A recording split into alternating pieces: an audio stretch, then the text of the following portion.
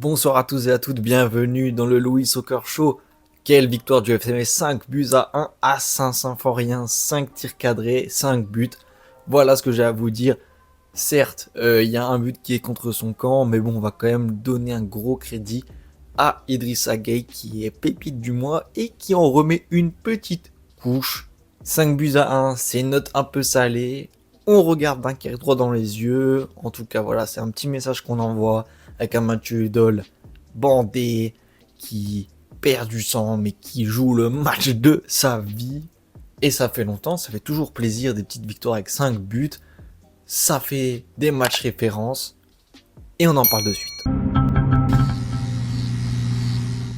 54% de possession, 10 tirs, 5 cadrés. De l'autre côté, 8 tirs, 2 cadrés. Le FC Metz a dominé Annecy. Et voilà, à la mi-temps, ça faisait déjà 2-0. Un but contre son camp de Drouin. Mais bon, Idrissa Gueye était bien trouvé par Mathieu Hudol. Après, c'est un corner et c'est repris. Un petit cafouillage et c'est repris après par Jessie Deminguet qui remet un petit but dans son compteur. Voilà. Après avoir pu marquer depuis son passage à Caen et un petit passage muet à Strasbourg, il retrouve le chemin défilé. Voilà, ça va lui faire du bien.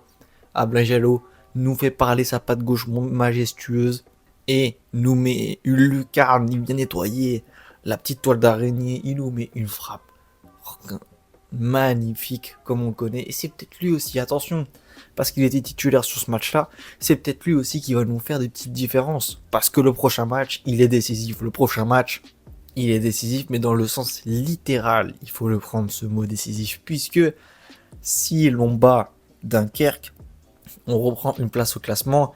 Et la différence de si on est 4e ou 3e, elle n'est pas anodine et elle fait une grande différence. Un but de Demoncy sur une erreur partagée entre la défense et Baudard. Et puis après, voilà, la note qui se sale beaucoup par rapport à la prestation puisque c'est sur des cafouillages et une frappe contrée que Joël Azoro et Morgan Bokele. Mais bon, c'est quand même des buts, marquent tous les deux.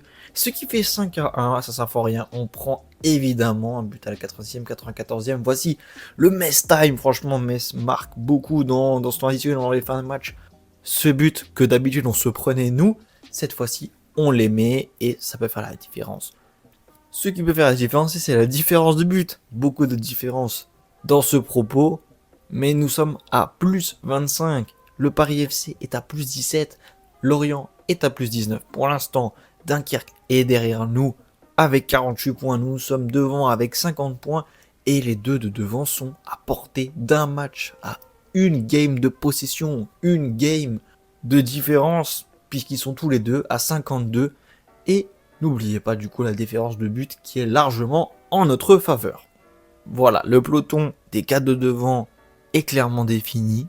La 5e place se joue un peu à part, mais en tout cas, il y a un peloton qui peut accéder directement. On attend Dunkerque-Rodez pour voir que va faire Dunkerque. Est-ce qu'ils vont repasser devant nous avec un petit point et donc faire encore une finale un peu plus épique?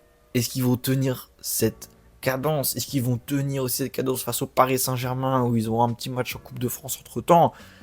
Voilà, plein de questions. En tout cas, il faut regarder le prochain match entre Metz et Dunkerque d'un œil très attentif.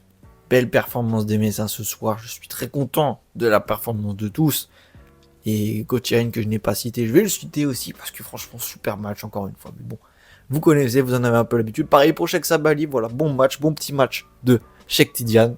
Rendez-vous pour le prochain match qu'on doit regarder droit dans les yeux et gagner.